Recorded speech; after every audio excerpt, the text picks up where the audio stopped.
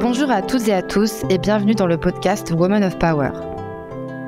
Je suis Angie Miorin, chargée de communication au sein du groupe CCR. Chaque jour, nous nous engageons pour l'égalité professionnelle entre les femmes et les hommes. Chaque année, la Journée internationale des droits des femmes est l'occasion d'aller à la rencontre de femmes leaders dans notre secteur. Dans ces discussions, nous vous invitons à découvrir leur parcours, leur expérience et leur point de vue sur l'égalité en entreprise pour, on l'espère, vous inspirer, vous connecter et trouver des clés pour avancer vers une société plus équitable. Dans ce premier épisode, j'ai le plaisir de recevoir Louisa Renoux. Bonjour Louisa, merci d'être avec nous. Bonjour. Nous allons discuter de son engagement en faveur de l'égalité des jeunes, mais aussi de la sous-représentation des femmes dans le secteur de la tech et des initiatives qui existent pour faire bouger les lignes. Pour élargir le point de vue de ces interviews, j'ai également proposé à des collaborateurs de participer aux échanges sur chaque épisode de cette saison. Ils nous rejoindront en fin d'interview. Louisa, vous êtes associée au sein du cabinet d'audit et de conseil PwC France. Pourriez-vous nous en dire plus sur votre parcours et son évolution vers votre poste actuel ? Bien sûr. Donc, je travaille dans le secteur de la finance depuis plus de 20 ans. Et plus précisément, je travaille dans les secteurs de l'assurance, de la réassurance, de la santé, de l'assistance. J'avais démarré ma carrière chez mon employeur actuel, PwC France et Maghreb, en tant qu'auditrice financière à l'époque. J'ai pu y valider mon stage et mon mémoire d'expert comptable et de commissaire aux comptes. Et j'ai rejoint un de mes clients au bout de 4 ans environ. C'était un assureur international qui m'a permis d'évoluer sur des périmètres variés et de prendre des responsabilités en France et à l'international. J'avais notamment pris le pilotage de grands projets de transformation au sein des filiales d'assistance de ce groupe pendant à peu près 8 ans. J'ai ensuite rejoint le secteur de la mutualité à travers la Fédération nationale de la mutualité française, la FNMF, où j'ai appris les activités de lobbying dans le secteur de la finance et de la santé. Et j'ai pu mieux comprendre l'ensemble des enjeux liés à la santé, ce qui était mon objectif initial en rejoignant ce secteur. J'ai ensuite participé à la création du premier groupe d'union mutualiste, dont le véhicule juridique avait été négocié dans le cadre de nos activités de lobbying avec les superviseurs. Et j'ai occupé des fonctions de dirigeante au sein de cette entité que j'ai créée. Puis j'ai rejoint il y a 4 ans PwC France et Maghreb en tant qu'associée. On m'a rapidement confié l'animation des équipes risques pour le conseil et très récemment le pilotage de l'ensemble du portefeuille du secteur assurantiel. Eh bien, quel parcours ! En tant que femme, quels sont les obstacles et les stéréotypes que vous avez dû surmonter pour vous épanouir dans votre entreprise et dans le monde du travail en général ?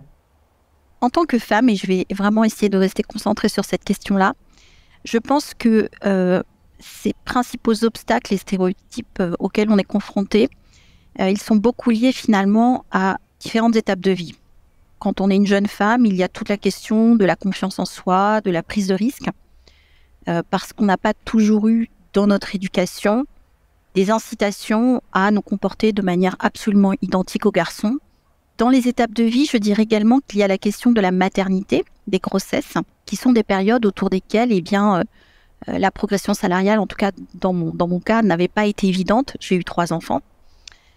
Et heureusement, cette époque a beaucoup changé aujourd'hui, puisque je vois bien que les entreprises pénalisent de moins en moins, voire pas du tout. Dans certains grands groupes, les femmes, du fait de leur absence, il n'y a pas de prorata de leur bonus, par exemple, ou le moindre gel de leur progression salariale. Donc ça, c'est quelque chose de positif, mais ça ne l'a malheureusement pas toujours été.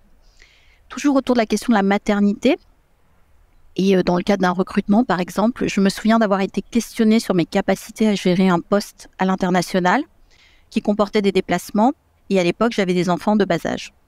Les questions étaient souvent intrusives, avec un jugement culpabilisant de la part du recruteur. Et je me souviens que pour ce même poste, des collègues masculins n'avaient pas du tout eu ce type de questions. Ils avaient pourtant aussi des enfants de bas âge. Le choix du recruteur s'était finalement porté sur une femme sans enfant, ayant déclaré pendant l'entretien ne pas en vouloir. Idem, je pense qu'aujourd'hui, on croise de moins en moins ce type de situation. L'autre obstacle, l'autre moment aussi où j'ai senti des difficultés, c'est un petit peu plus tard dans ma carrière, quand j'ai senti ce que l'on appelle le plafond de verre. Et en fait, je n'arrivais pas à progresser et à passer d'un grade de manager à directrice.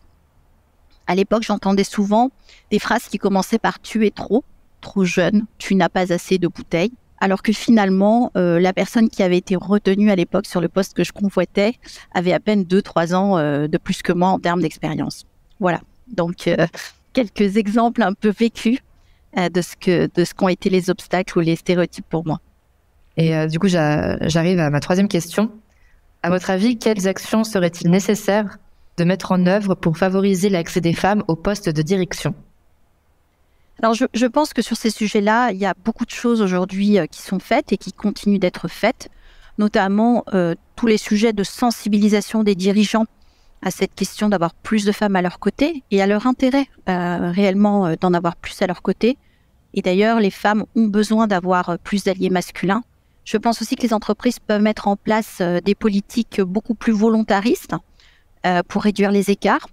Il y a de nombreuses pistes, notamment dans l'arsenal juridique dont nous disposons en France. L'index Pénicaud et la loi Rixain, par exemple, en sont. Et je pense aussi qu'avoir une trajectoire avec des objectifs clairs et réalistes pour avoir plus de femmes à tous les niveaux de l'entreprise, c'est aussi une démarche qui est aujourd'hui indispensable, dans laquelle un grand nombre d'entreprises se sont engagées, et tant mieux. Et cette volonté doit aussi se traduire, bien entendu, et mécaniquement, dans la culture de l'entreprise et dans les recrutements. J'ai l'impression que ces enjeux sont de plus en plus pris au sérieux par les chefs d'entreprise, donc c'est encourageant. Passons à la quatrième question. Le sujet de la transmission vous tient particulièrement à cœur. Vous êtes membre du bureau de parité assurance et des Digital Ladies and Allies. Quand avez-vous rejoint ces réseaux et pourquoi est-ce important pour vous de vous y impliquer ? Eh bien, j'ai rejoint Parité Assurance, qui est un réseau de femmes dirigeantes du secteur de l'assurance il y a environ 7 ans. À l'époque, je n'avais pas encore le statut de dirigeante. J'y ai trouvé un cadre particulièrement bienveillant, des projets actifs pour faire avancer la parité dans mon secteur. Et donc, je fais toujours partie de cette belle association dans laquelle on continue aussi en matière de transmission via le mentorat que nous faisons à des jeunes femmes pour les aider à progresser dans leur carrière. En ce qui concerne les Digital Ladies and Allies, donc c'est un collectif que nous avons créé il y a 4 ans. Je fais partie des fondateurs et fondatrices. C'est un collectif mixte. Il y a 25% d'alliés masculins dans notre collectif. Pourquoi ? Parce que la question d'avoir plus de femmes et de filles dans la tech, c'était et c'est encore aujourd'hui pour moi une évidence. Et donc c'est une évidence pour tous les cofondateurs et fondatrices de ce collectif-là. Et donc ce collectif est un think tank. C'est-à-dire qu'il agit de manière assez concrète pour que nous ayons plus de femmes et de filles dans la tech à travers 4 axes, la visibilité, l'éducation, l'attractivité et l'emploi. Et c'est d'autant plus important pour moi que j'ai des enfants, je l'ai déjà dit, j'en ai 3, et que dans notre société, nous avons besoin de transformer des statistiques qui sont aujourd'hui encore beaucoup trop décourageantes. Très intéressant. Justement, j'aimerais qu'on continue un petit peu à parler de vos engagements. Vous avez fondé l'association Femmes Santé Climat et êtes engagée depuis plusieurs années dans une campagne de sensibilisation du public aux impacts du changement climatique sur les femmes, qui en sont malheureusement les premières victimes. D'où vient cet engagement et pourquoi est-ce un enjeu d'avenir ? Alors moi, j'ai eu le déclic en 2015. J'ai assisté à la COP21 à Paris, à une conférence d'experts onusiens, qui expliquait que les femmes avaient 14 fois plus de chances de mourir que les hommes du fait du changement climatique. Les accords de Paris, lorsqu'ils ont été entérinés, intègrent l'égalité femmes-hommes comme un des principes fondateurs de ces accords. Et donc, je l'avais souligné à l'époque à travers une communication de réseaux sociaux. Et certains journalistes, en fait, m'ont répondu qu'ils ne voyaient pas le lien entre l'égalité femmes-hommes et la COP21. Donc là, je me suis dit que comme moi, je voyais bien le lien, il était temps d'agir à mon échelle. J'ai commencé avec un livre blanc, complètement digital, où je recueillais des témoignages de la société civile et des chercheurs, des journalistes, des hommes et des femmes politiques, des écologistes et puis des femmes agricultrices aussi, qui sont directement touchées par la question.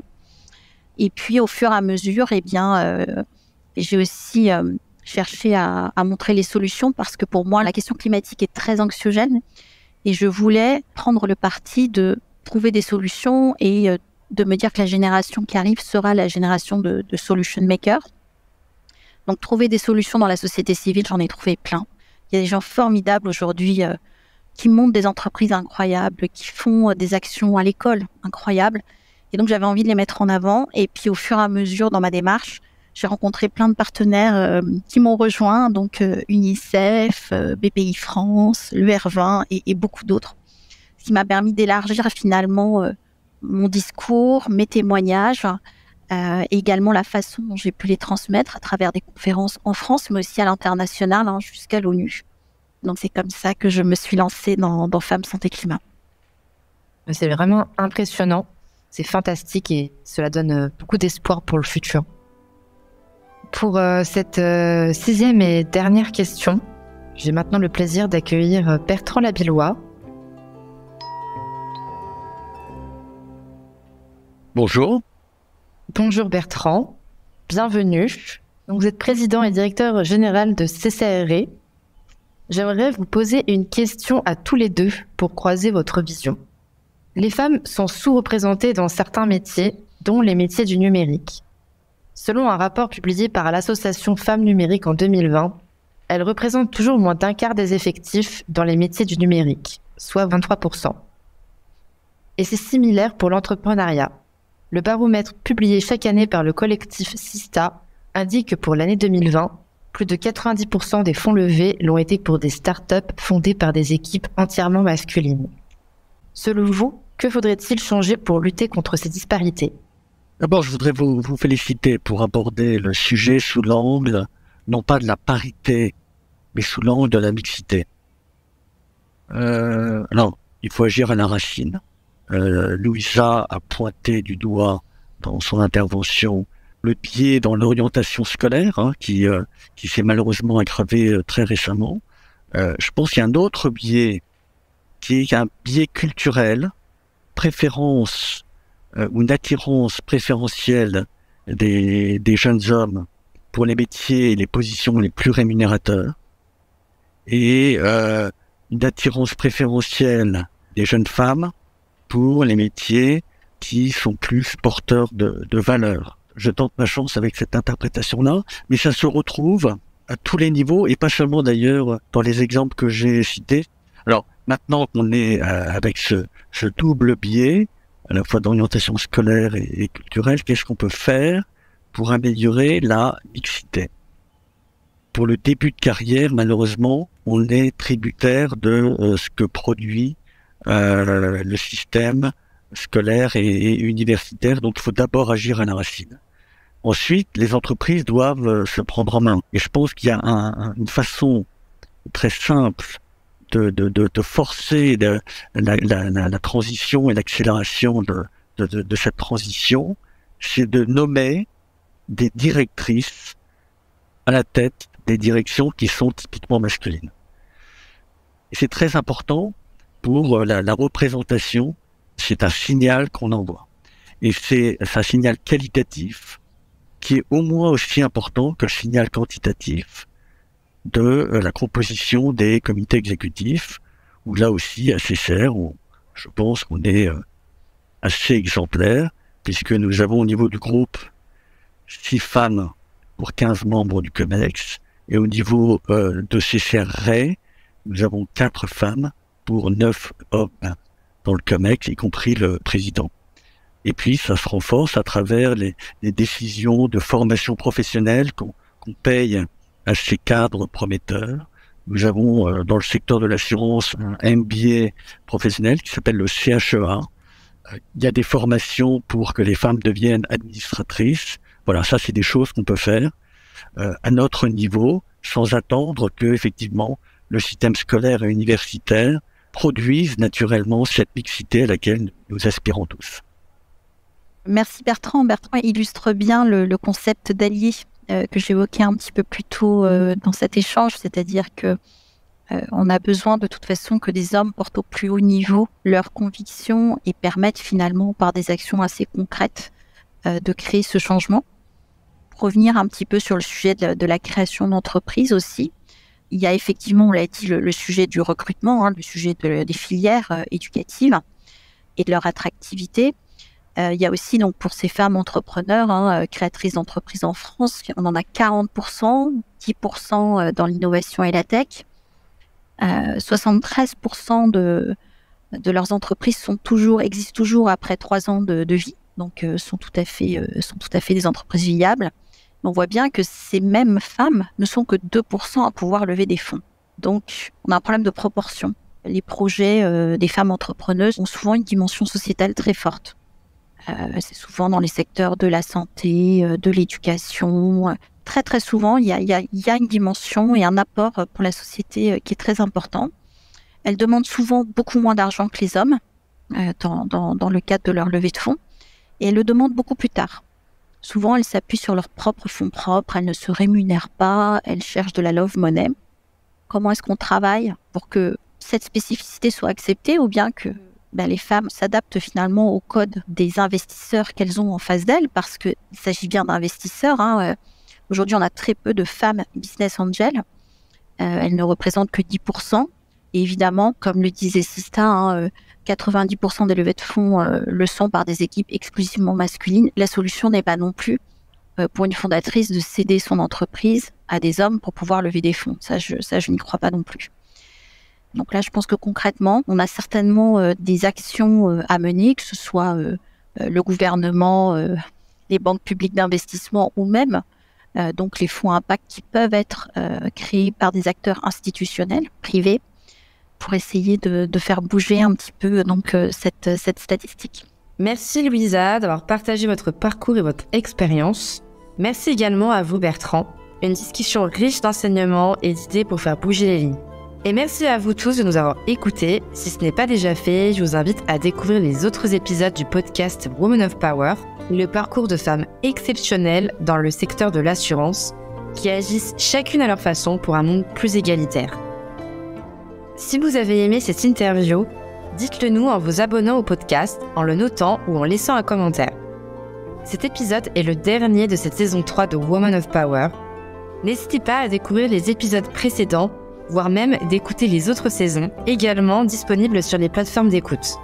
Merci pour votre attention et à bientôt pour de nouveaux épisodes.